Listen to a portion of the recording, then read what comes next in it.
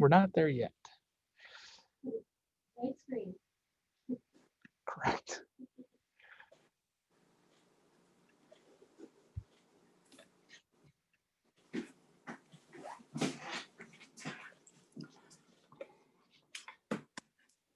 We're not there yet.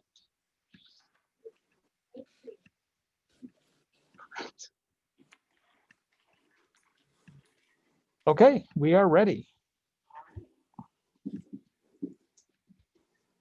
I'd like to call the meeting to order, September 14th, 2020. Roll call, please, Veronica. Ms. Caswell, right? Here. Mr. Coleman? Mr. Gray? Mr. Buziak? Here. Ms. I? Here. Mr. Murphy? Here. Ms. Lori? Okay, I'll rise to the Pledge of Allegiance. I Pledge allegiance to the flag of the United States of America and to the republic for which it stands, one nation, under God, indivisible, with liberty and justice for all. This is a committee of the whole meeting, so everything that happens in this meeting will just be for discussion. Votes will be taken on these discussion items next time.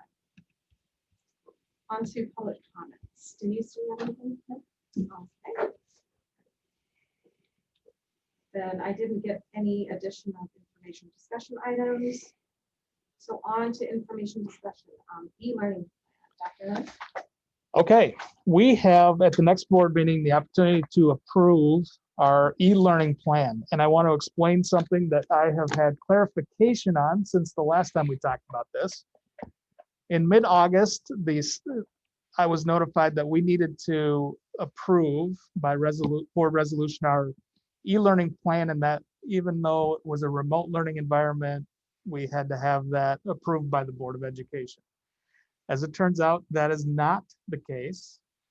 We do, however, can do an e-learning plan, which is designed for the 5 emergency school days. For example, back in the day when e-learning plans were first conceptualized and were piloted by Gurney 56 and a couple of other districts in the state, those e-learning plans were so that learning could continue if we had a snow day, for example, or school is shut down for another reason like a gas leak or some other catastrophe, but generally for snow days.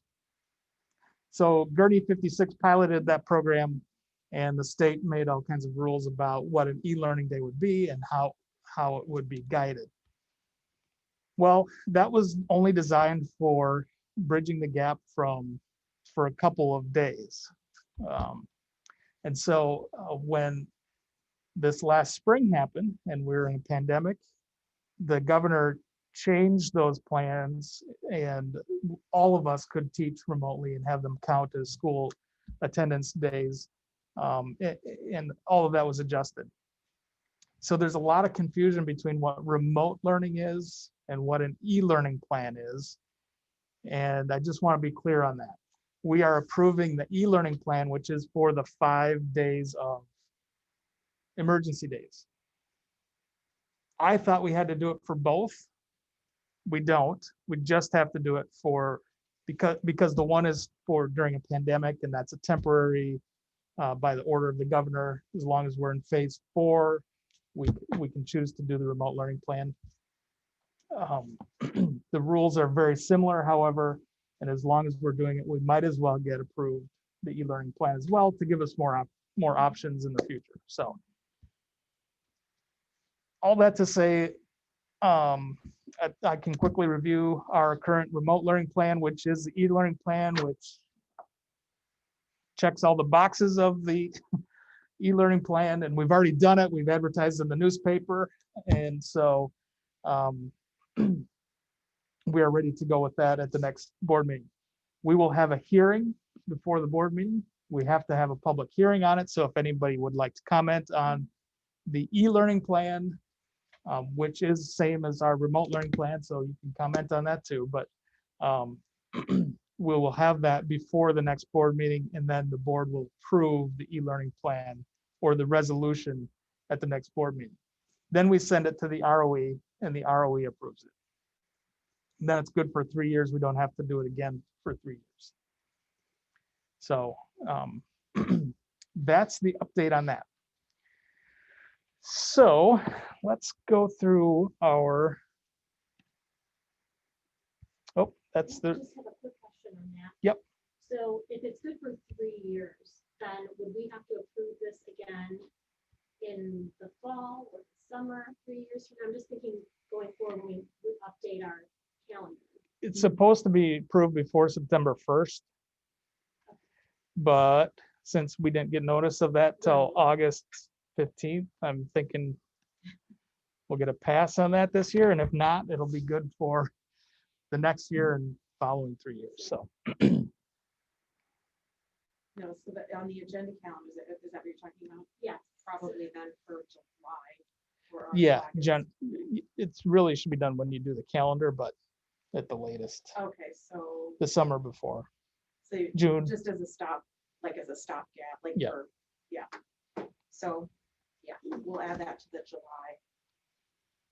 portion of the agenda. So I will not read through this entire document. It's 7 pages long, and it can be found on our website under the opening of school or fall learning pathways. It's a link on the left side of our main page. So you can look at it in more detail, but I will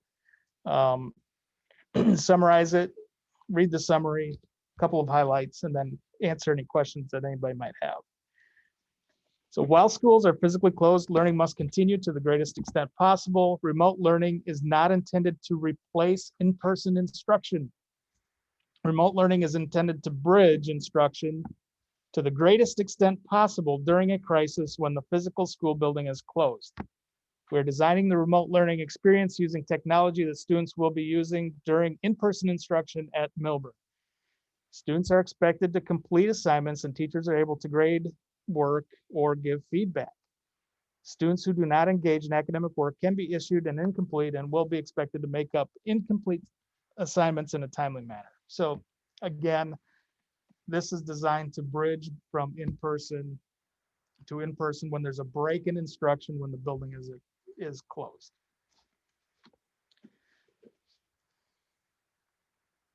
Again, there's a list of considerations that we take into account.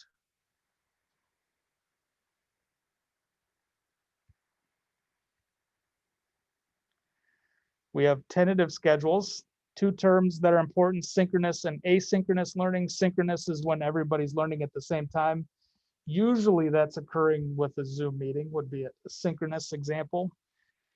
Asynchronous would be independent learning. For example, you may watch a video and then do an activity and then submit your assignment, and you could do that anytime throughout the day. For example, right now our PE at the elementary school is asynchronous. So students can submit their work or their video or whatever they did, and the teacher will provide feedback or grade it. It has to total 5 hours of student engagement. That does not mean 5 hours of live instruction or synchronous instruction. That's total, including what we would call homework or independent work outside of direct instruction.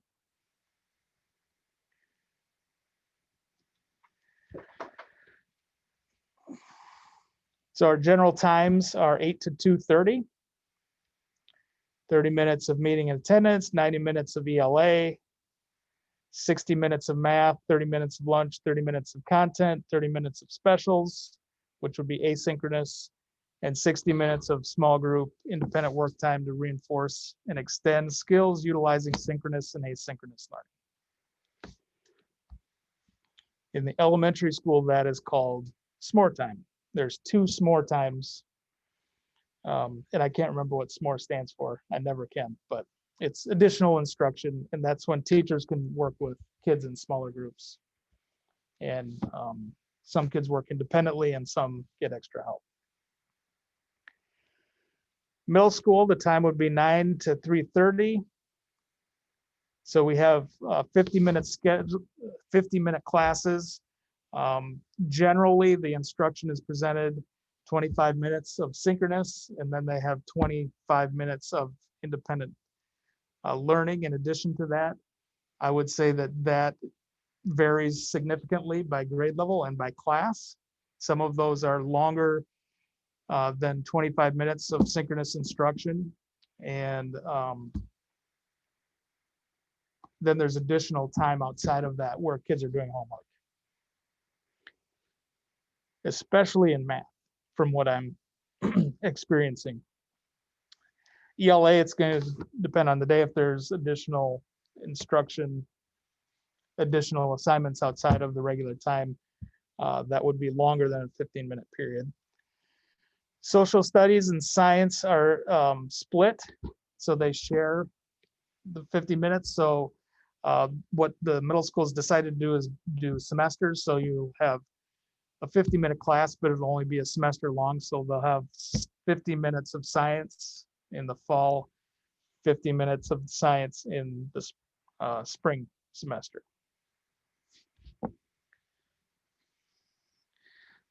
Spanish is divided in that 50-minute class. Not everybody has Spanish. That is year-long class, but that's 50 minutes. And then health, PE, drama also share minutes, and they're on an AB schedule. And then teachers provide open office hours in addition to that in the afternoon to help students if they have questions after they do their assignments. They can stop back into those office hours and get extra help. Attendance. Attendance is expected for all students. Actually, attendance is looking pretty good this year. I think our attendance rate is actually higher than when we're just in person.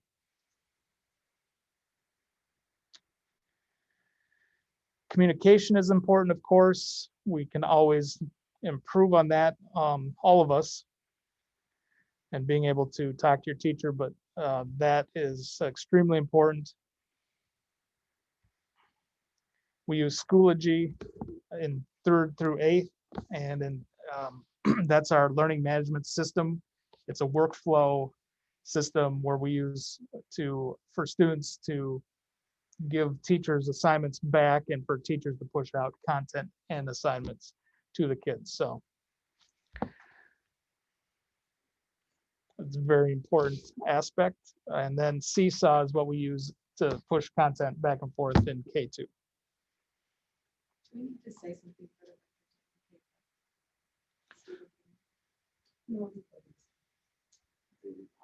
the? Good. Hi, Steve. While I'm interrupting, can I go? Sorry. Mr. Sorry. Gray. I got super tense about it because I just remembered the things.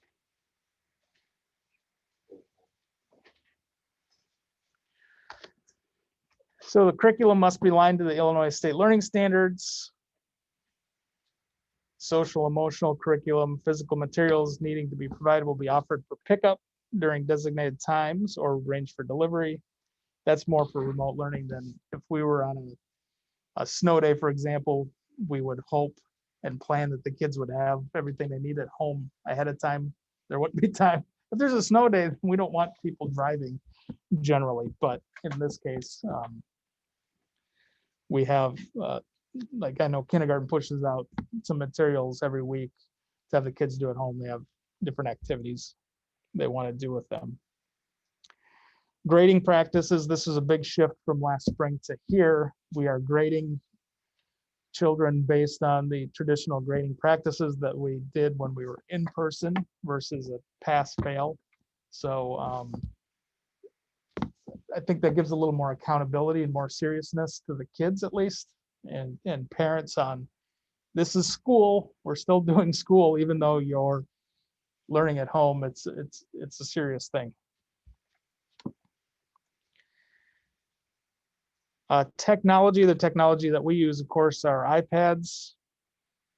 Students can and have used different technology. There are some apps that you can only access through the district iPad because we manage those iPads remotely. So we push out different apps that the kids can use, mostly academic apps, because we don't want them just using any kind of app on their device for school. We want to have that pretty tight and consistent. We want kids to be able to support them. We want consistent apps that they use, but Schoology can be accessed. Schoology can be accessed on any device, and Seesaw, I believe, can be accessed on any device, and Zoom, of course. So it's all good. We have hotspots we can distribute if people need connectivity. We're working on hotspots with unlimited data because they being on Zoom for consistent amounts of time during the day sucks up the data pretty quick. So we're working on some unlimited ones, but we're trying different types. How are those working as compared to this spring? We still haven't found a solution. It's working, just not well. It's weak.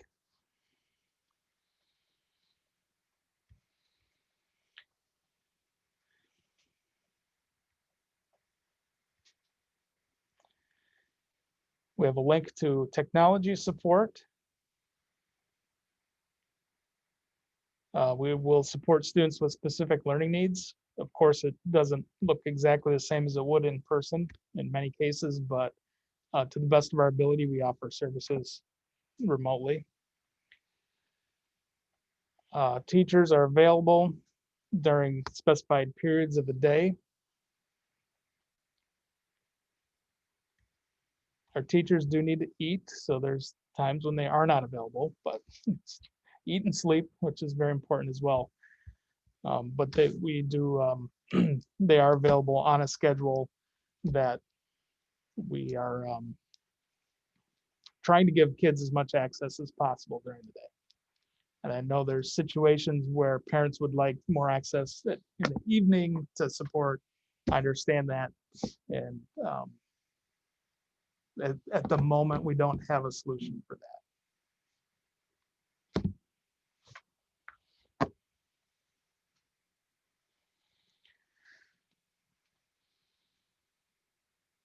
That's remote learning in a nutshell.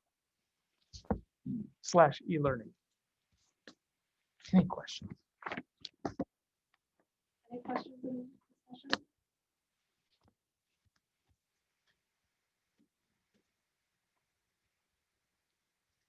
On to the return to learn update. Okay, well, today was our first day of first grade. So first graders added to the kindergarten numbers today, and they're a little bit bigger than kindergartens. So kids are getting bigger as we go along here. But it went relatively smoothly. We see things every day that we have to tweak and adjust, and how we're going to move kids around the building safely. So I like that we're having small groups of kids at a time. Just the parent pickup in the back, we're still adjusting and how to get that smooth. If we had done all the grades at the same time, it would have been difficult, very challenging. It could be pretty rough. The first day of kindergarten, it took us 23 minutes just for the parent pickup, which doesn't sound too excessive, except that if you triple that, it would be real bad. So today, I think we're right around 23 minutes with first grade added in. So we'll try and get more efficient when we add second grade and third grade next Monday. What percent of the kids are being driven as opposed to being on bus? Whew. I would say it's 60% or 50% are being driven. I'd have to look, because we have 70% in school. So I haven't broken down that number exactly, how it actually turned out in the end.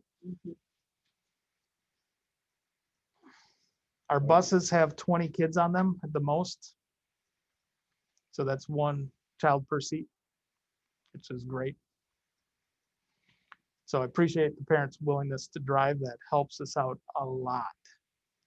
Causes a traffic issue, so we're trying to balance that. But as far as the safety piece, it's much safer from spreading.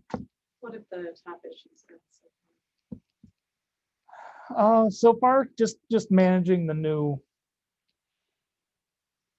systems and pickup procedures and drop-off procedures and bus procedures and just those detailed bathroom procedures, getting all of that organized. Just teaching kids, they haven't been in school as long. Even kindergarten noticed that because preschool was cut short and never finished that full preschool, and then we haven't had the same lead in, that just standing in a line regularly is not, we're not quite up to where we typically are. But that's okay. It's just going to take us some time, and the kids will get there. Kids pick it up pretty quick. But it's everything's different, and it's hard to see that with the mask on. It's hard to see kids' face and expressions, and some of that is difficult. But I've been impressed so far. The kids are doing relatively well, better than expected. What's the total number of students in school? Whew. Let's see, there's about 60 kindergarten kids-ish, between 50 and 60 kindergarten kids. There's a couple other classes with maybe 10 more students, so that's 70. And then first grade probably has 80 some, so 100, maybe 150 in this building, and another 20 in the middle school.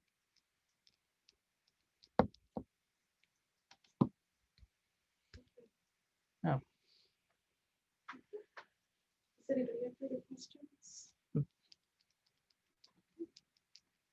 On to the strategic plan update. Okay. I'm gonna flash up these final strategic plan document.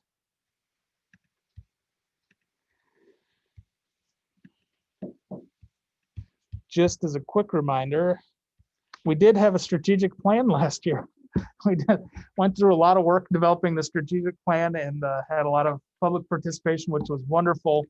And right now I'm so happy that we did it the way we did it, because what we focused on this time was more of our, what do we believe in as a school district? What are guiding principles that can help us in any situation? Because no one could have imagined how drastically the situation changed from February or January when this was completed to March. It's incredible. So rather than shelving this, now we can take these beliefs and parameters and look at that, and still in our decision making, run our decisions through this model and through our beliefs, and say, are we matching our beliefs as much as we can? So that's wonderful. We did have some critical issues that were a concern that were brought up at that time, and we won't ignore them, and we're not putting them on the shelf, but we haven't fully fleshed out every piece of what all of this means. So when we talked about transformational teaching and learning for the 21st century, I would say it's transformational at this point. Certainly different, and I think it will generate long-term some good, but it's of course extremely challenging right now, just learning the technology.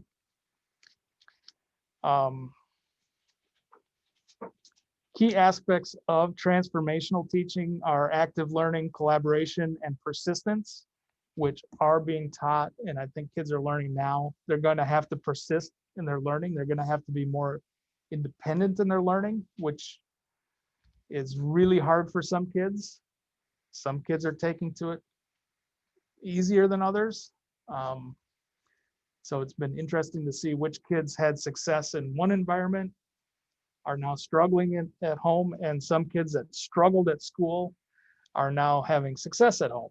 And so it's just interesting to see how personality plays into that. And I think long-term we'll be able to hopefully be more sensitive to both of those needs as kids and really look at kids a little bit differently and maybe provide more independence for some kids and some kids more structure that need more structure. I'm not sure how that will play out in the end, but I'm sure it will have an impact. We're certainly learning. Certainly, we're learning a lot. Certainly, when we talk about belonging, as was mentioned in here, that we want to make sure that parents and we believe that parents and students, staff need to belong. We talk about issues of equity that we're not putting aside. That's part of our daily thought process. When we talk about hiring, diversity is part of that, but that's a result of, I think, if we have an equity mindset and if we're looking to embrace people who are different from us in every aspect of life, that will be a byproduct. We will have a more diverse staff and a successful staff. So we will continue to look for highly qualified people in all categories, and we've had a lot of success in doing that, and we will continue that process.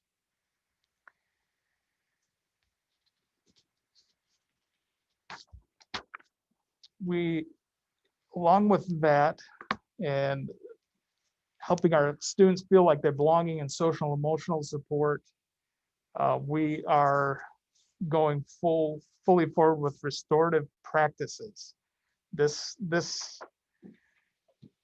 restorative practices is something that is not new.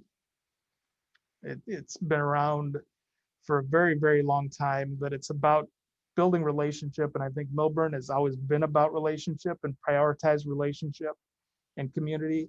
And in teaching, their focus, when we talk about restorative practice, it's more of instead of a punitive model of command and control in a classroom,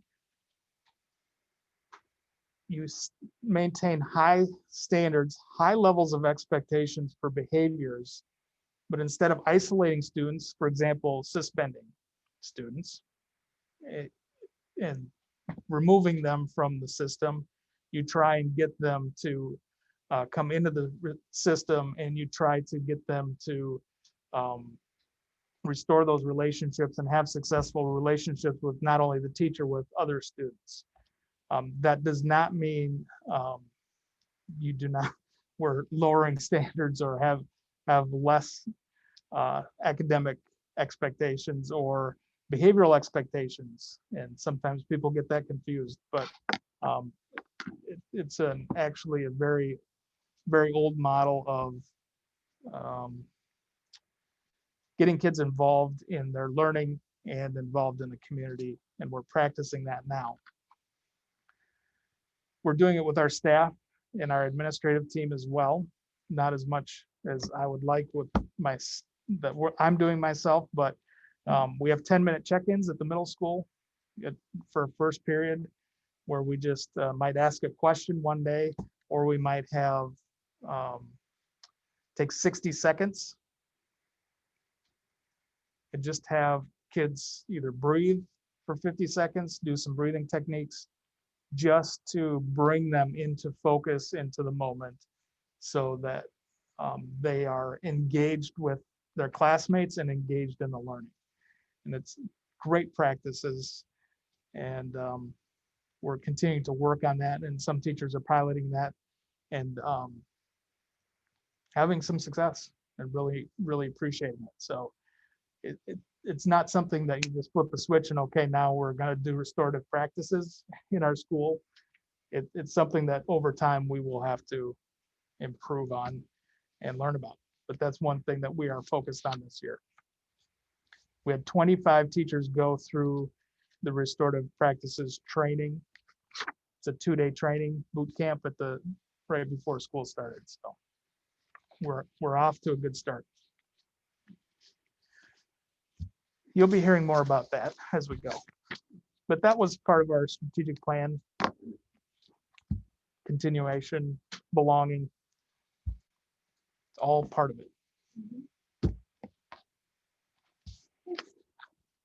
So, any questions? Yeah, I have one, Jason. Yes, sir.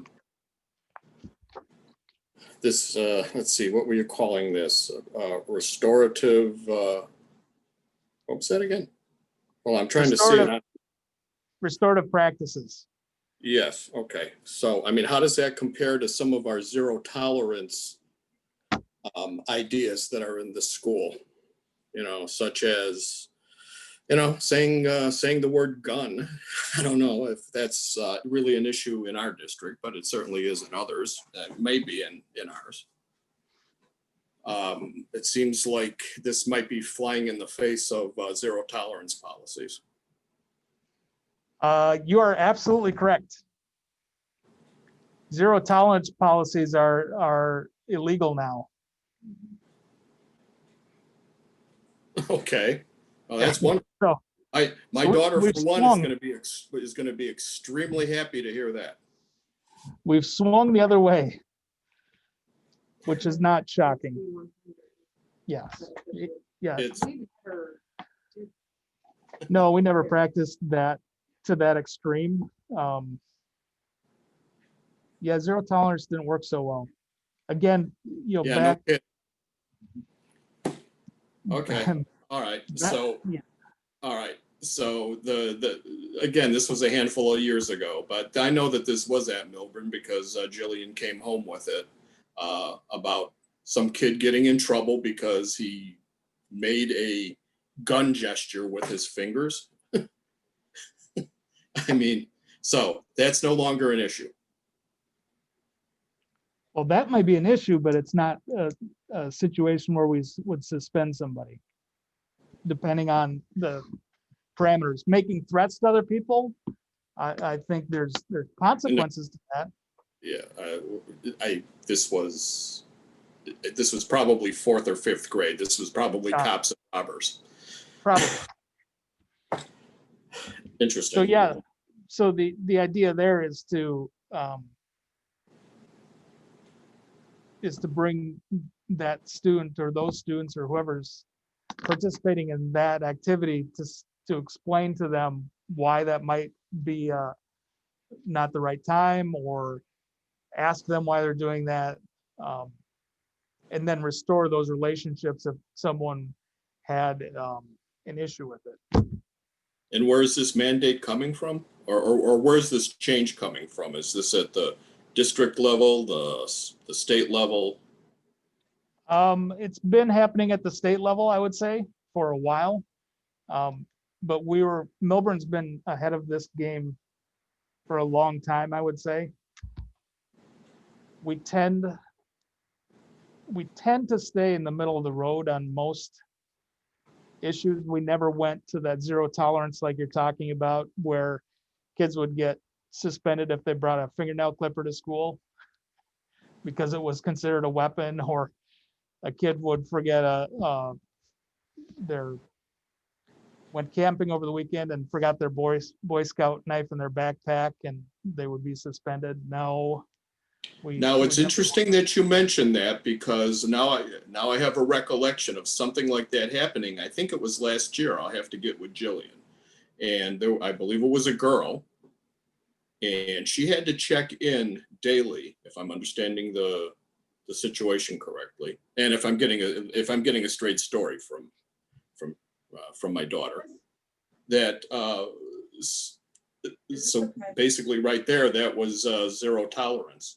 It was apparently an honest mistake, and yet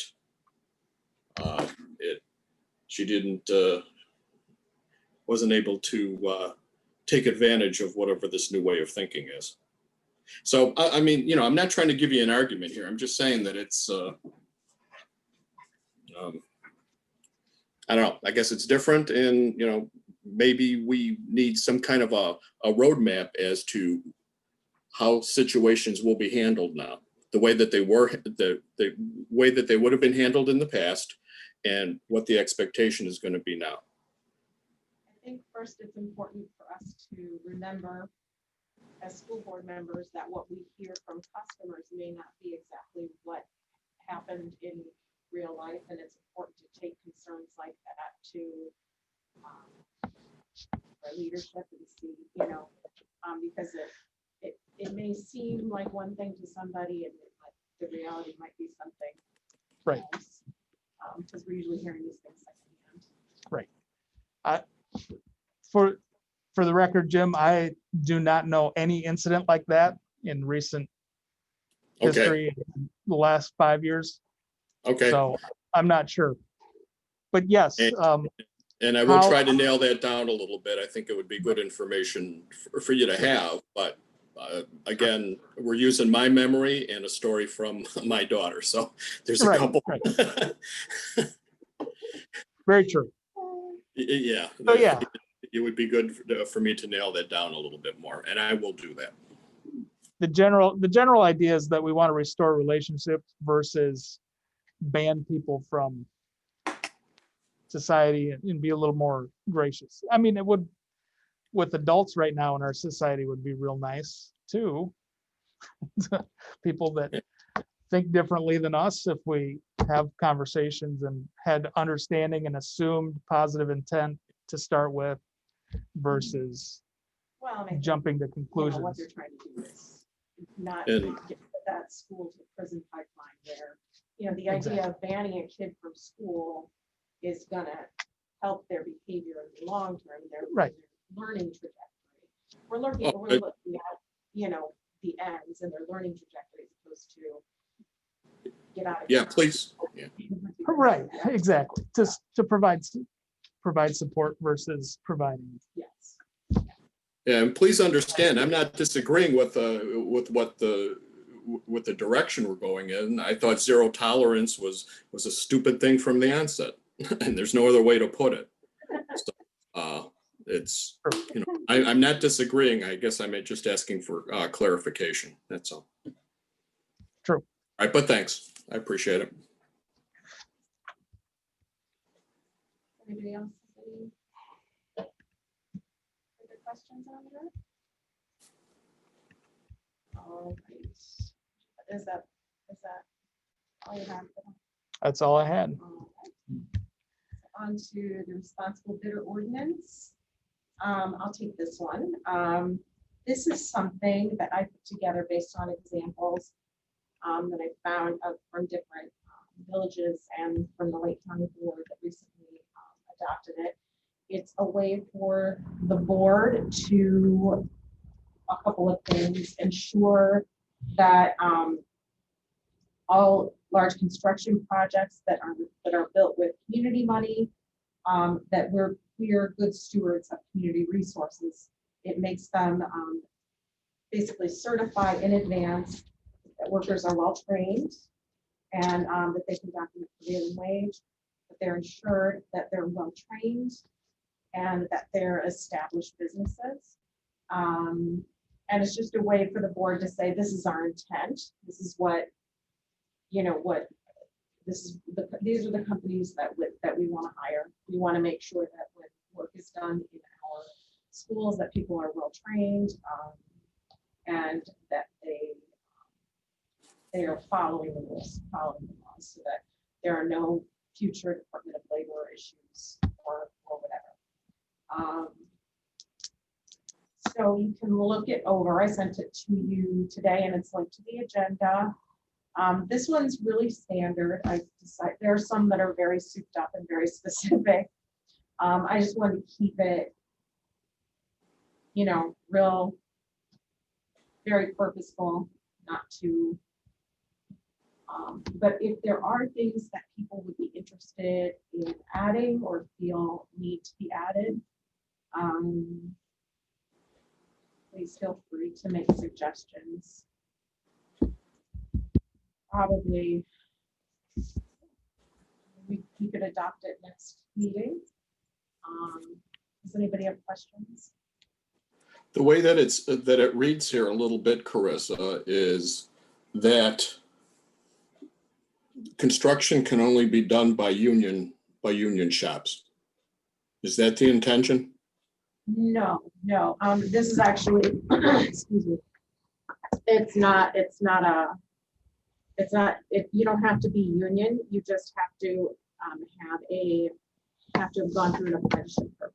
And both union and non-union companies have apprenticeship programs, so it just has to be, they have to be certified that they are trained.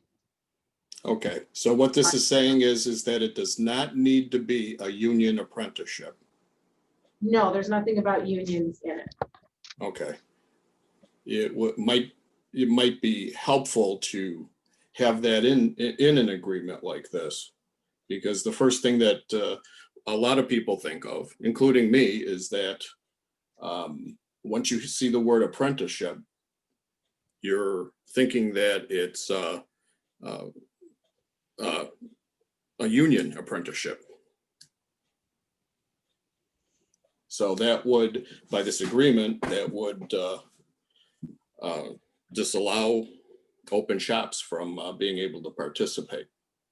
And if that's not the intention, then that should probably be brought out somehow. So Jim, we could stipulate, like in parentheses, union or non-union apprenticeship. Would that? There you go. would that satisfy that? I think something like that might cover it. Sure. I can also reach out to some of my colleagues to see if, I'm not really aware of non-union apprenticeship programs, even though they may have trained the employees on the job or something like that. So let me kind of reach out and see if that's even something that exists that somebody could attend. Yeah, The only so apprenticeship ABC, programs I'm like aware of ABC are- Construction has apprenticeships, and they're non-union. There are others, yeah. So I just this want to is make sure that usually, some of the vendors we've used that we've had really good luck with aren't excluded because of the fact that there is an apprenticeship program available. Even though they may have been trained on the job, similar to an apprenticeship program. well, I think every company can do I don't know. an apprenticeship program. It's just whether they're willing to do it. I just, it's just one of those things that I want to make sure that the board has all the information and make the decision as far as how we want to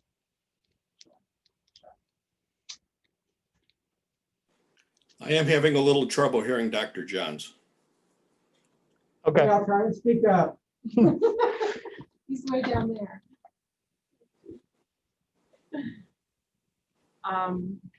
Yeah, like I said, if you have any questions, please feel free to reach out to me.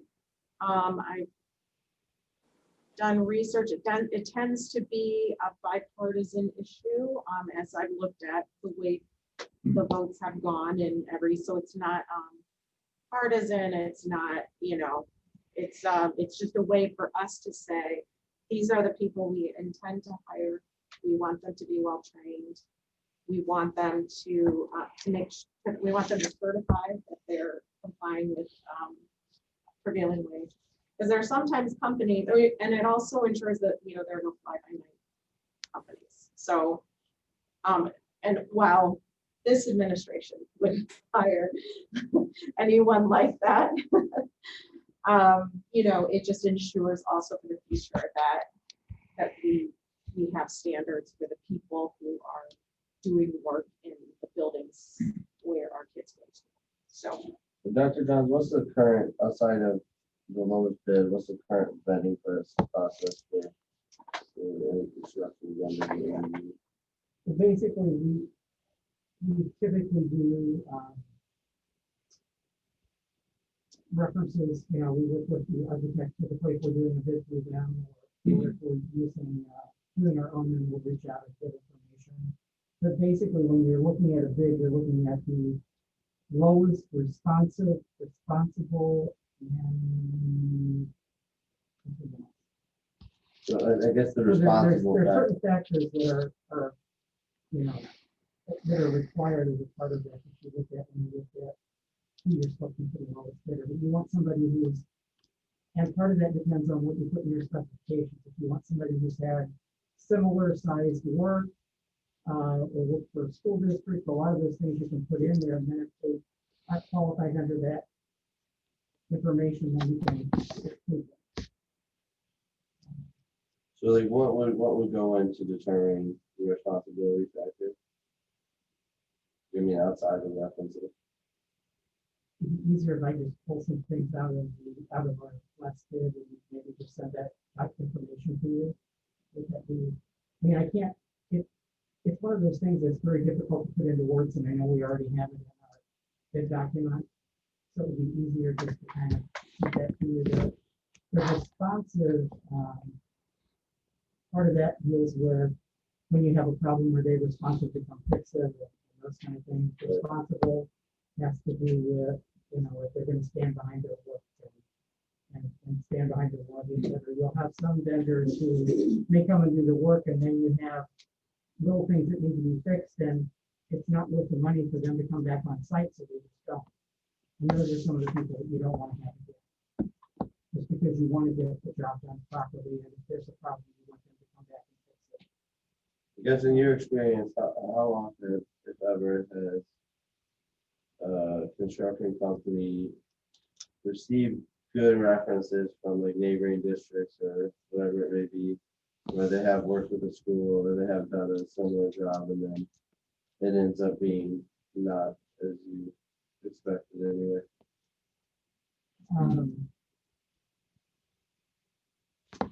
It does happen, but it's not extremely frequent. But it is one of those things, just like when you're giving references for an employee, prospective employee, sometimes people are hesitant to give a negative response based on their own, because basically you're putting yourself out there, and if then the company sues you for failing to award them the bid, then that pulls another district into it. So it has to be somebody who's really gotten burned bad to give a negative reference. You know, they may be kind of wishy-washy, and you may be able to tell as you're talking to them that it's not a positive reference. But when you reject somebody, you have to have something pretty clear. But I don't think that occurs, and the architects do a pretty good job of vetting them as well, because they work with vendors across multiple districts. So the architect may say that, you know, I don't feel they're a responsible bidder based on experiences we've had in these 4 districts. They're more willing to do that than individual districts. It seems like valuable. And they really do a good job of knowing the market, and a lot of times too, even though we put the bid out publicly, if they know contractors that have done a good job, they will actually reach out to them and encourage them to bid on our work. As well as the fact that we have it at the plan rooms and other places, so that it's out there so anyone can bid on it. But we do sometimes target some of the better vendors to ask them to submit a bid, but then we still go through the process to determine the lowest responsible. What this does is just determine what responsible is per the board. That doesn't limit the administration from saying, we want these other characteristics. It's just, this is just us saying that we definitely want these characteristics. These are all the things that are like basically the law for the most part, like prevailing wage. I mean, there are different companies that go around, you know, prevailing wage in different ways, and sometimes villages and townships have gotten nailed on the back end by that. And this sort of indemnifies us if they have certified that they have ways of detailing all of this, then they have, and they're showing that to us, then that indemnifies us from anything that any bad company would do. So. And most of what I'm seeing in here, just glancing at it, are all things that we already have in our bid documents, although we may even ask for, I think you've got 3 projects, we may ask for more. And we may have different number of years or something. But we definitely want to look at, I know one of the questions that we asked as far as any lawsuits or anything like that. Because if they're in litigation with somebody, they want to investigate and determine if that would be something we want to exclude them for. Although it's. So that we might be also have to look at something the we could situation. add, actually, It's more if they've had a judgment against them than if they're just in a lawsuit. right? But it also sends a message that, you know, they've gotten to the point where they won't be able to settle it with the school district or the company. Maybe that would Typically, be you'll enter into negotiations and negotiate those kind of concerns or whatever. When you're proposing this takes the place of our old bid? No, so what, this is the board document. Those are he's talking about the administration Right. processes. This is the board document. This is the board saying this is what we want to see. And the reason I left it so that only the really important things were there was that we don't want to inhibit them from adding things. This doesn't tie their hands in any way with adding, like what you said about, You're you saying know. these are the minimum things you want to have. And the only Yeah. one that Yeah. I really want to check on is the apprenticeship. Because I don't want to, I guess I'm concerned that I don't want to block out somebody who's proven themselves to be a very good construction company or whatever it was, who may not have their employees with that apprenticeship program. How many jobs would you say that we contract out end up being done by using construction companies? Probably 75%, maybe 60 to 75%. But we also have companies like the company that did our light retrofitting in the building. They pay prevailing wage, which are union wages and union benefits, but they're a non-union company. We have a couple others, especially some of the smaller jobs. I think the work we had done at the house this summer was a company that was non-union, but they pay prevailing wage for our job. And I'm not sure about sometimes you have some of the paving companies and things that aren't union as well. Some are and some aren't, and I don't know for sure if the one we had this summer was or not. I know they pay prevailing wage. Do they usually include that language for the proposals that they send you? That they do or do not? They just have to certify that they'll pay prevailing wage. Okay. I don't know if they have to certify whether they're union or not.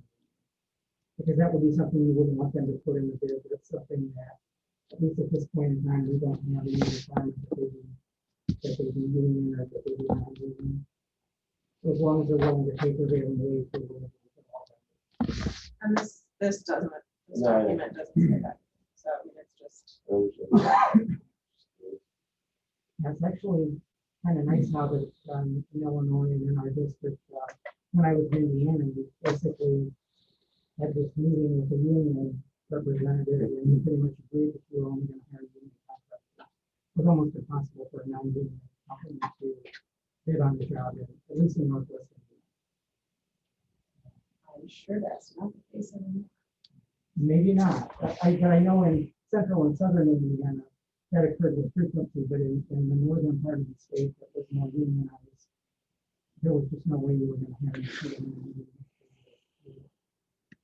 And I do have to say that not so much jobs that I've seen, but when I've looked at other parts of the country that are non-union, when I've toured buildings, I can tell when a job was done by union and when a job was done by non-union.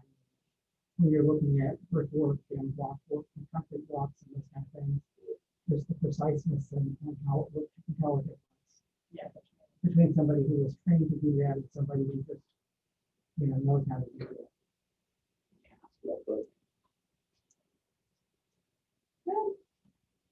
All right, again, please feel free to reach out with anything. And let me know your questions. On to the budget. Okay, I don't have a lot to present tonight. I am slowly working through, kind of reviewing each of the areas and each of the budgets to see if any of those items that are in the draft budget need to be changed. Today I was working on the software, and that's one that there may be some changes. And if I look at just over the last 2 or 3 weeks expenditures we've had for PPE supplies and things, that may be an area where I may have under budgeted. But I am working through that, and I'll, try and share information with you as I go through that process. I don't know, this year's like no other. I can't explain it. I mean, it's like we just constantly pulled all these different places, and we've got this list of things to do, and every time you try to start them, there's something else that happens that you gotta deal with. But, we're getting there, and it's just going slower than ordinarily I would have been done with this a month ago. And it's just not, we're not there yet. Well, it changes every day, much less, trying to figure out what's gonna happen, by 9 months from now. I mean, it's, And we may have to do, I put this in the last meeting and meeting before this, we'll probably have to make some amendments and some changes down the road as well. I can't see how we won't have to do that. It's just unfortunate that, we don't have all the information we need. We don't know what's going to happen between now and the end of the school year, we're hopeful. And so far, things are going well, but we never know. if we didn't have to amend this budget this year, I'd say it's like divine powers. Lucky, lucky. Mr. Jonas, Yes. Accepted budgets. Does anybody have questions for Steve?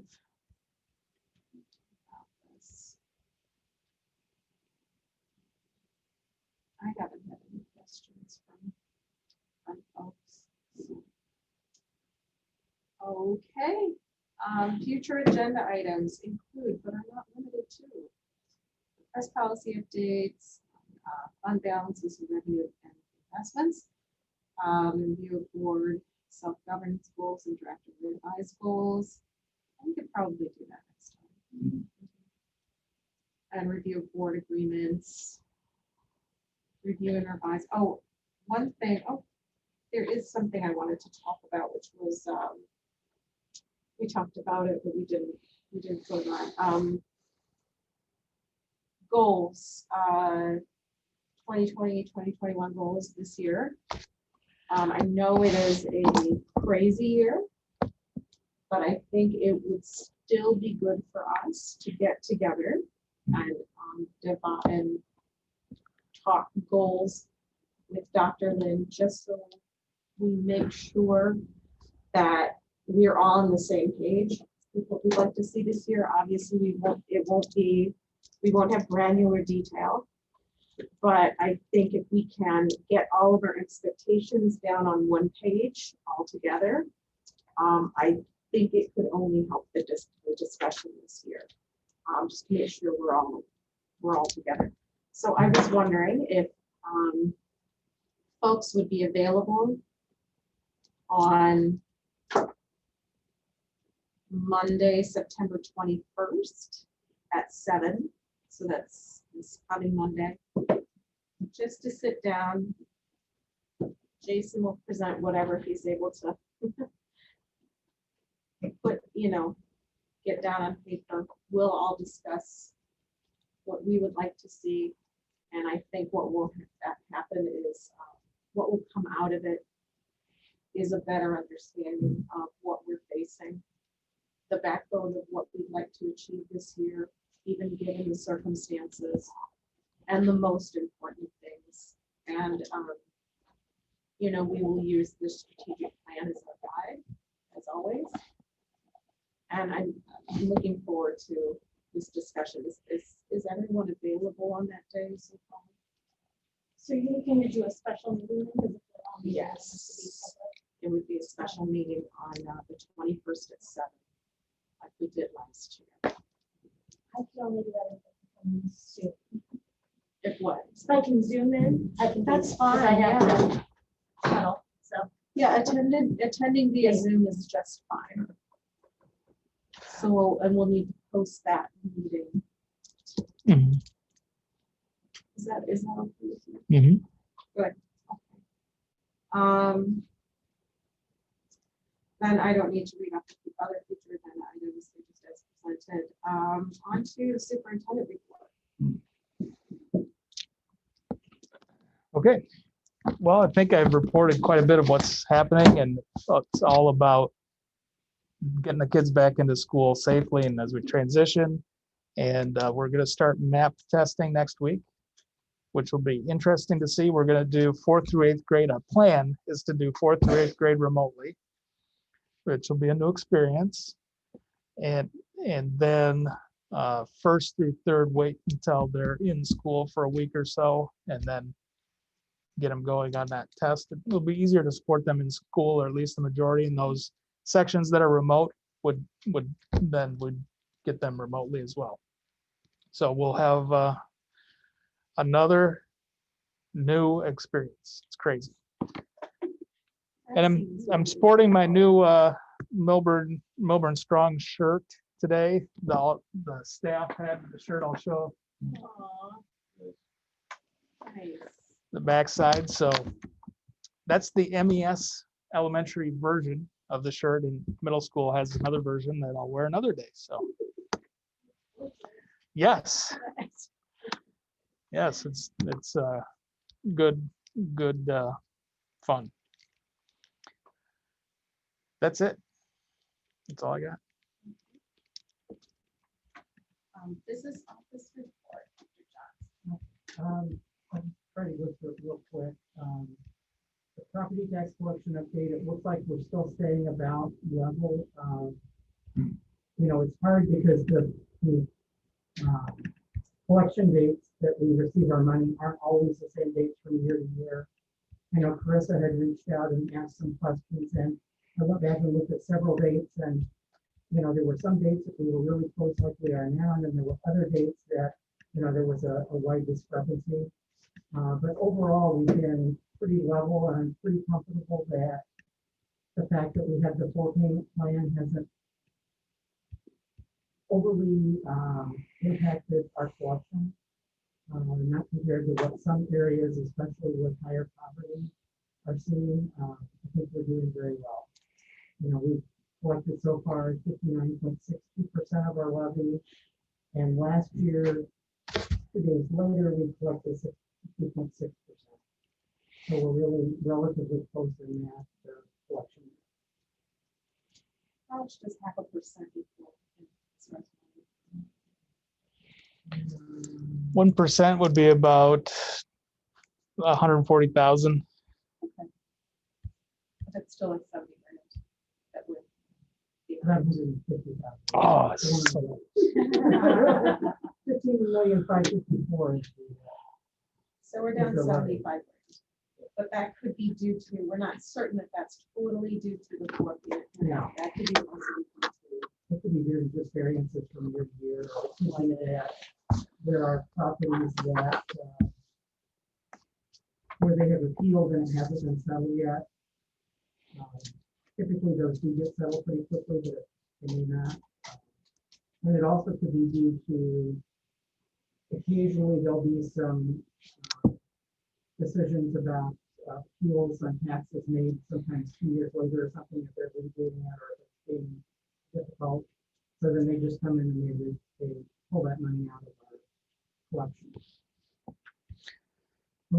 And for whatever reason this year, most of the distributions we've gotten have had monies from prior years in it as well. Now, they may have had in the past, but they didn't give us that detail except once or twice a year. So I mean, I'm seeing 4 and 5 years, and it might be $30 from this year, $100 from another year, and then the bulk of it is for the current. But it is, the fact that they have changed the systems and got some new software, it is giving us a lot more information than what we used to get. But it did take them a year or two to get that going where we're actually seeing the benefit of the new system. So the system accounting is put into place. Food service, we started the year with having everybody paying for their lunches if they're full pay, reduced, or if the free and the reduced students paid 40 cents for their lunches, and the free students didn't pay anything. Well, on August 31st, U.S. Department of Agriculture announced that we would be allowed once again to operate under the summer food service program, which means that we get a higher reimbursement rate and you feed everybody regardless of their ability to pay. Which, especially with the pandemic, with having remote students, et cetera, we went from just serving a very small number of lunches to where now we're doing about 1,700 a week. But we did, because in the summer we did breakfast and lunch, so we're doing breakfast and lunch. I didn't want to do breakfast once we get out of this summer food service program, because now we can send it home within the next morning. Once we get into that back in school thing, you have to figure out a way to fit that into your schedule. And you have to have 40% or more of your students eligible for free and reduced meals, and we're only at about 15%. So it is a lot of extra. Well, and if you get to 40%, you actually have students that need that breakfast. Where we're at now, we don't have a high number that really require that. But just so you're also aware, I probably will, whether it's later at the next meeting or in October, because of COVID and what our vendors' fixed costs are, the state is now allowing us to negotiate amendments to our contract with our food service vendor. And I can tell you, had it stayed the way it was in August, we would have had a substantial, and all of our contracts are based on a per meal cost. So when you have, even if you only have one employee, if you're only serving 20 or 25 meals a day, your cost per meal is going to be higher than, for instance, now for serving, a couple hundred meals a day. And that's part of the reason why I opted for the breakfast and lunch, and then also weekend and holiday meals. Because that gives us more meals, which will, when I do this negotiation, help keep our costs low. And since the feds are paying the cost of it, or paying the reimbursement rate, it may still cost the district some money above and beyond reimbursement, but it won't be, I don't think it will be substantial. What are do we have concerns? There are kids going hungry right now in the district. I don't right now, just with the numbers of people that have responded. We put a Google Doc out there for families to reply about meals.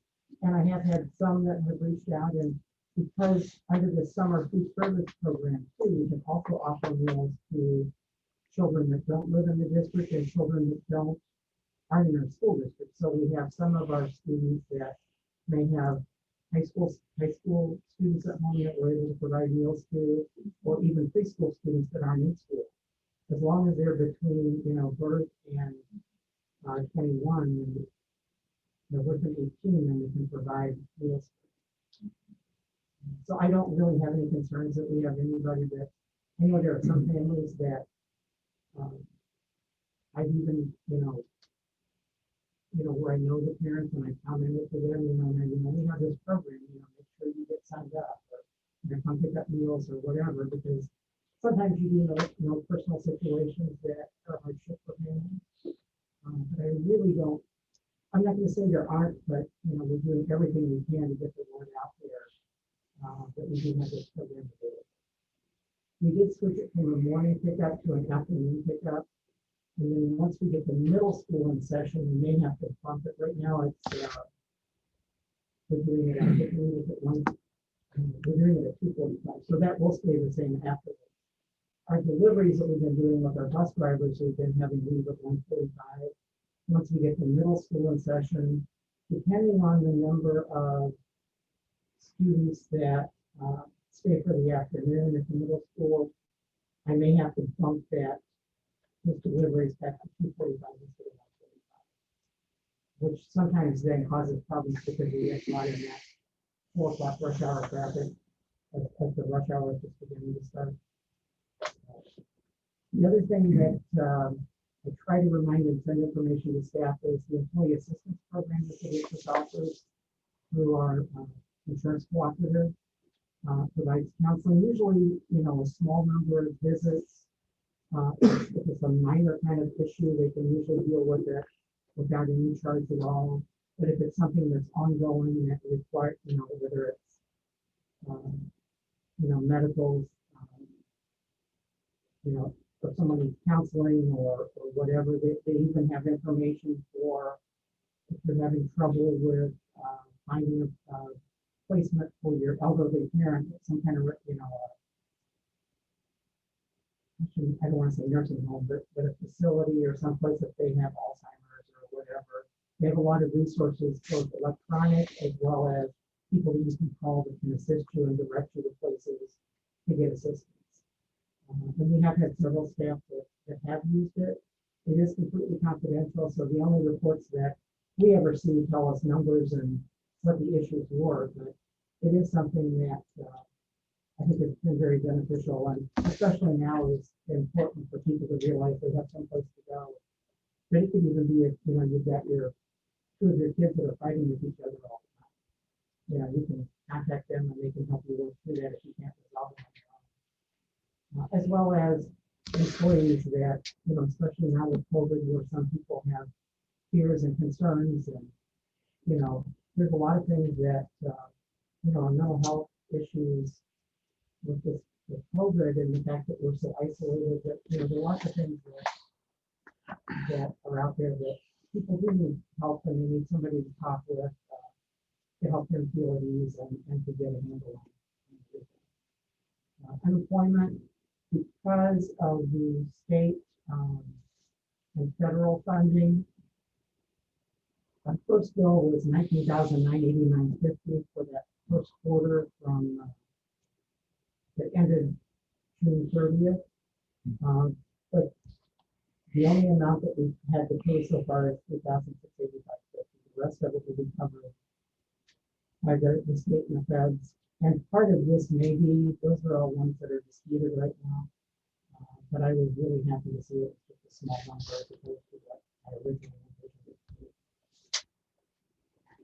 The audit, the on-site portion has been completed. The auditors came back a week and a half ago and spent one more day on site going through some items, and then the rest of it will be remote. There's still some documents that we need to provide to them, some additional information that we're all PPE, just I want to kind of give you an update that we continue to try to work around the ways and back orders for some items.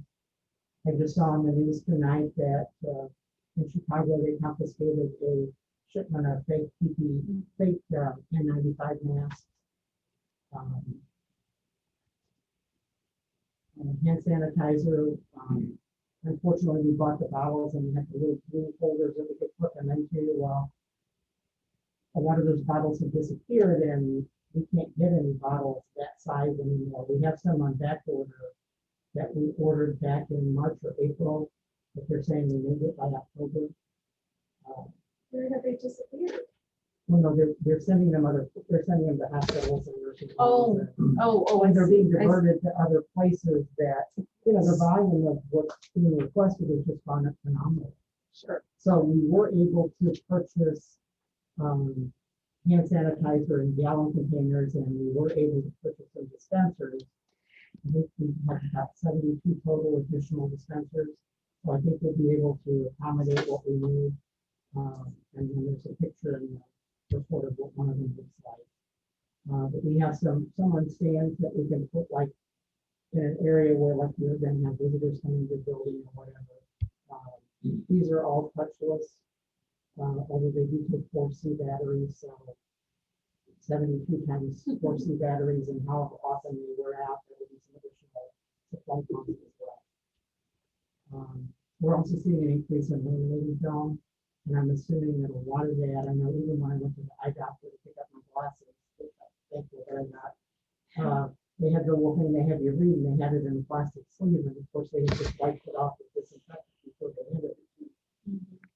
So I mean, we're all trying to do the things we need to do to keep kids and keep everyone in the building safe. So we also had to make a minor modification to the bus cleaning protocol. We had started out last spring using disinfectant on the seat belts. Sorry, just to go back to, Sure.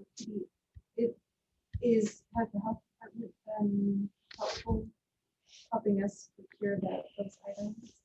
I know Jason's been able to get some leads on some things, but I don't know if it's been specifically through the health department. It's been through other superintendents in the original office. Health department's helpful with information, but not because their demands are global, not specific to school. Okay, I thought that I was steered toward the health department to try to get PPE. and They don't it's have just any. been, They do not have any. No, that's not their function necessarily. Okay, Um, okay. I think that just. I don't know if it should be or, sure, that would make sense, but the Regional Office of Education is trying to get it. The Association of Superintendents is trying to get it, and we're ordering it. It's just taking a while to come in. By the So, way, if you are making a scam on a counterfeit and like buy this right now, I think there's a special. place for it. Yeah, it's kind of sad when you look at that. When you look at that. On the bus cleaning protocol, one of the things I learned this summer was that when you use disinfectant on seat belts and car seats, et cetera, that breaks down the fibers in that fabric because disinfectant is corrosive. And so as a result, you're weakening those seat belts and those things that are designed to protect you. So now we're using a mixture of dishwashing soap and water to clean those, which soap and water does kill coronavirus as well. You just have to make sure you rub it. But I think we're using like half a teaspoon to a quart of water. Because if you use any more than that, then it just foams and it's crazy. But we have started doing that on the buses, and there are other areas. Even as I read through things, even like on the vinyl seats, et cetera, they really don't like the fact that you use that. But just like Apple, who used to say you could never use an alcohol-based wipe on their phones, now they're saying it's okay to do that. So we just have to be careful about what we do. But unfortunately, many of these disinfectants have kind of an odor, and that's also something we need to be concerned about is that how frequent, you don't want somebody who's going to go crazy with it. Ideally, they spray it on the cloth and then they use the cloth to wipe. They really should never spray it directly onto something. So it's we're making progress, but it's just going to slow down. And then I just attached at the bottom a copy of the flyer on the employee assistance program and some of the services that they offer. Just so that you're all aware that the district's paying for those things as a result of our being a member of the co-op insurance block.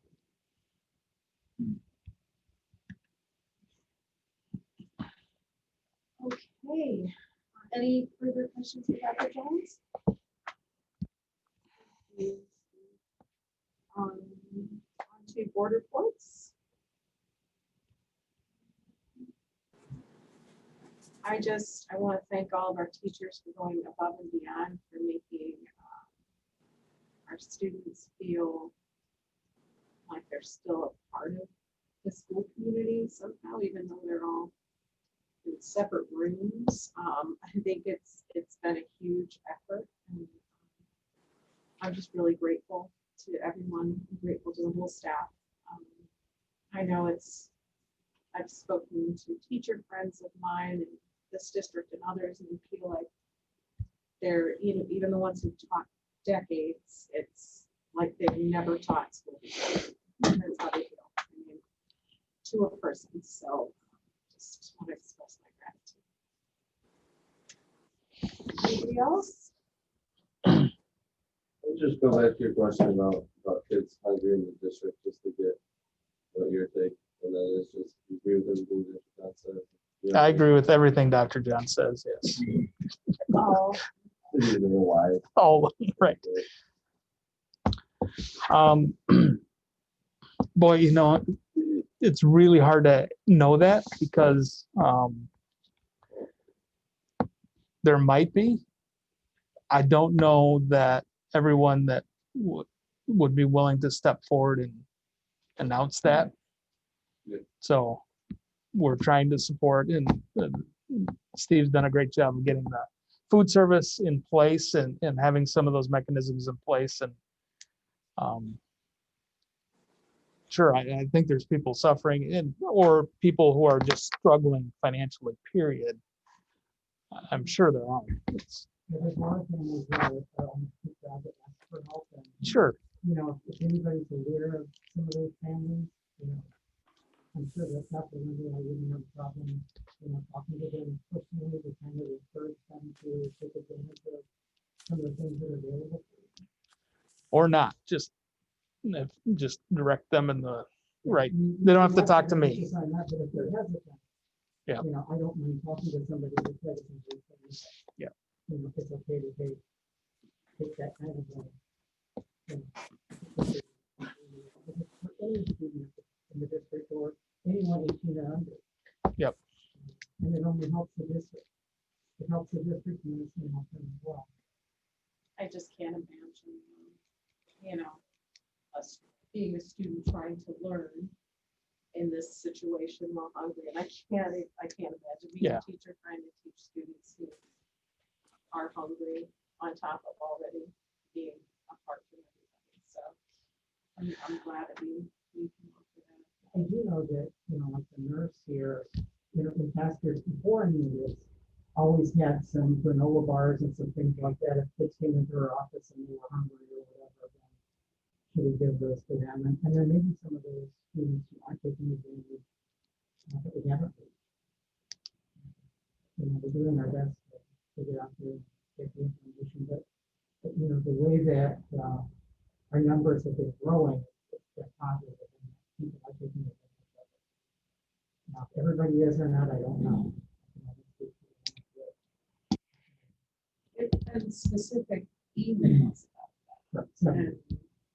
And it's been included in the principal's emails. Yep. hasn't it? Yeah. Yep.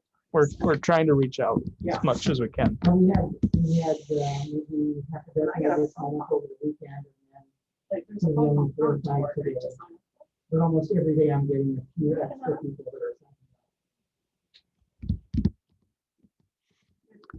And then on some of the pickups too, we reached out by phone, but some of them haven't been picking up, and so we had a few that have switched to deliveries, and then we have some others that have said, you know, I'm just gonna wait till my child's back in school, because they're gonna be in the in-school portion of something soon.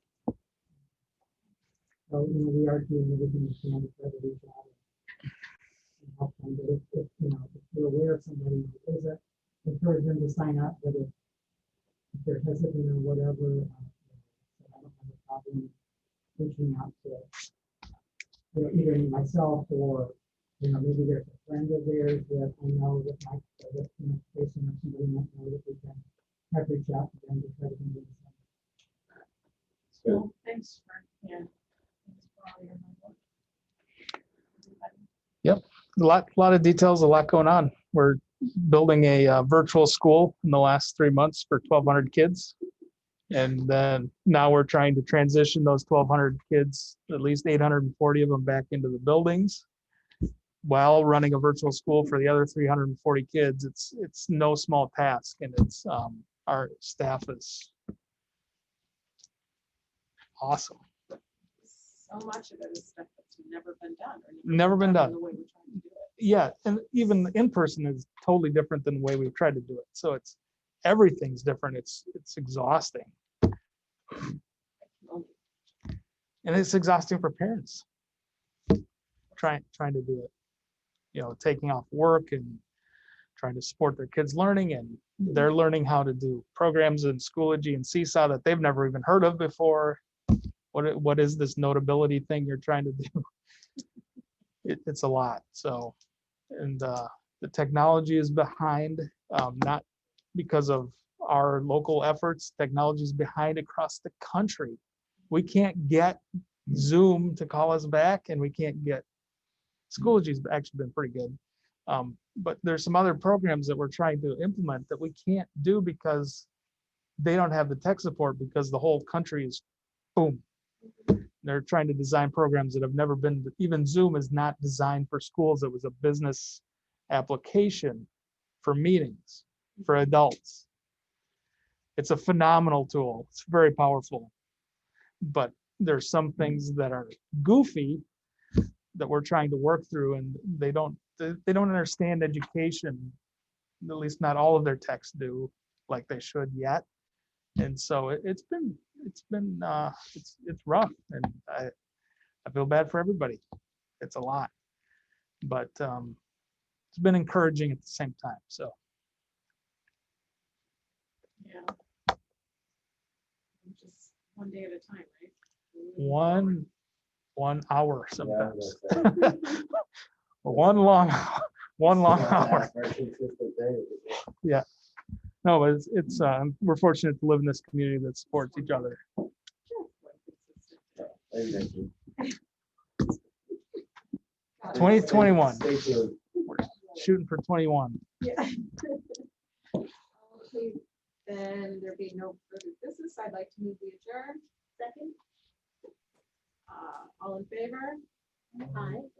aye. Opposed? All right, thank you, everyone. Meeting is adjourned. Thank you.